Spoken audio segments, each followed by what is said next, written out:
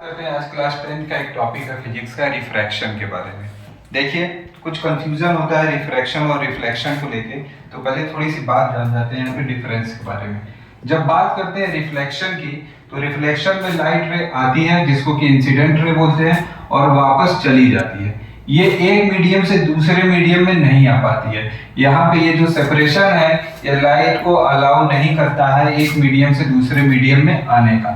तो जो रिफ्लेक्शन है हम लोग इस बात को याद रखेंगे वो एक मीडियम में होता है।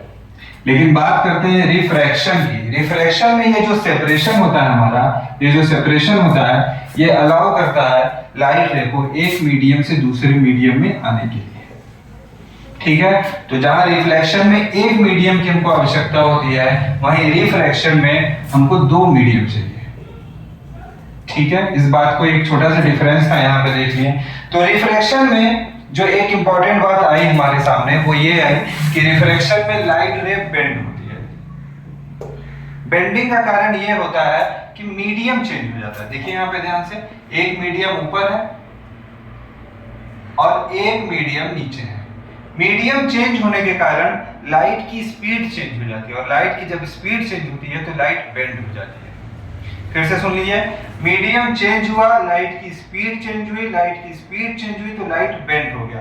अब जो लाइट बेंड होता है उसके तीन नियम हैं। आइए पहला नियम देखिए, जब लाइट हमारा रेयरर से डेंसर मीडियम में आता है। देखिए कहां से आ रहा है, रेयरर से denser medium. Rarer denser medium को आप थोड़ा सा समझ सकते हैं इस तरीके से। मान लीजिए ये हमारा रेयरर मीडियम है और ये हमारा डेंसर मीडियम है।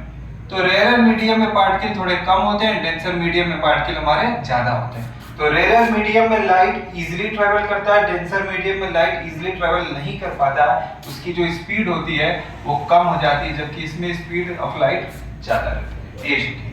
आइए, तो जब लाइट रेयरर से डेंसर मीडियम में आता है तो वो नॉर्मल की तरफ हो जाता है, मतलब इसको बोला जाता है टुवर्ड्स द नॉर्मल। देखिए टुवर्ड्स द नॉर्मल। फिर देखिए नॉर्मल क्या होता है, नॉर्मल पहले समझिए, नॉर्मल होता है perpendicular to the surface, perpendicular to the surface.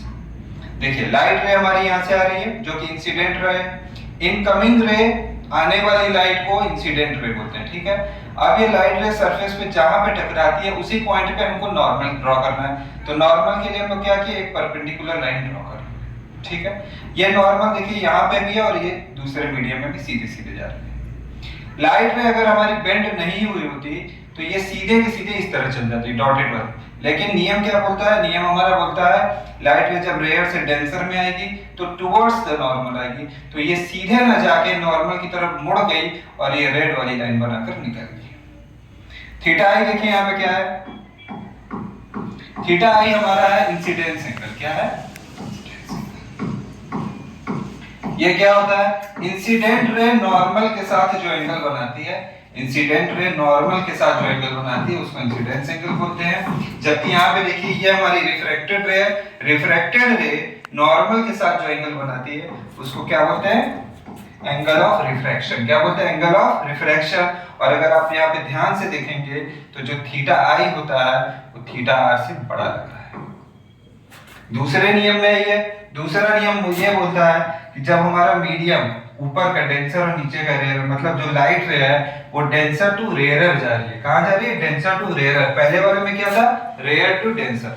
तो लाइट रे जब डेंसर टू रेयरर जाती है तो अवे फ्रॉम नॉर्मल हो जाती है। इस बात को ध्यान में रखेंगे, अवे फ्रॉम नॉर्मल। इसका मतलब देखिए लाइट रे यहाँ पे आ रही है ब्लैक वाली लाइन, और अगर बेंडिंग नहीं होती तो सीधे डॉटेड निकल जाती।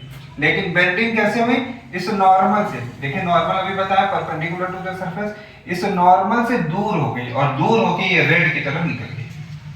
तो जाना चाहिए था इस तरह से, गई थोड़ी सी दूर होगी। मतलब यहाँ पे देखिए अगर ये हमारा इंसिडेंस एंगल है और ये हमारा एंगल ऑफ रिफ्रैक्शन है, तो आप बता सकते हैं कौन सा एंगल बड़ा होगा।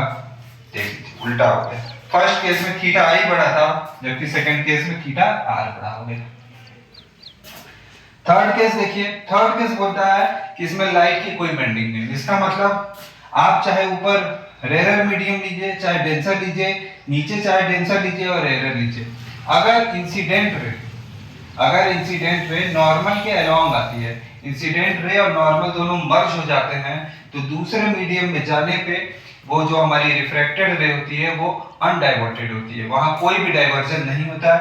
देख लीजिए आप यहाँ पे रेयर टू डेंसर गई, डेंसर टू रेयर गई, इसमें नॉर्मल की तरफ आ गई, इसमें नॉर्मल से दूर हो गई, इसमें नॉर्मल के साथ आई और नॉर्मल के साथ निकल गई। शर्त बस यही था कि जो इंसिडेंट रे होती है वो नॉर्मल के साथ मर्ज होके आती है, उनके बीच में कोई एंगल नहीं होता है, मतलब यहाँ पे जो हमारा थीटा आई था वो जीरो था। चेक कर लीजिए, यहाँ भी थीटा आई है, यहाँ भी थीटा आई है, वो theta i incident ray normal, incident ray normal, लेकिन जब ये दोनों मिल जाएंगे, देखिए जब ये दोनों मिल जाएंगे, जब ये मिल जाएंगे तो थीटा आई जीरो हो जाएगा, यही चीज हो गया यहाँ पे, ये जीरो हो गया, इंसिडेंट रे और नॉर्मल मिल गए, थीटा आई जीरो हो गया, तो जब मीडियम चेंज हुआ तो कोई डाइवर्जन नहीं हुआ, सीधे आई और सीधे चली गई। यही होता है रिफ्रैक्शन के 3 रूल, जिसको आज हम लोगों ने कवर किया है। उम्मीद करते हैं आप लोगों को समझ आया।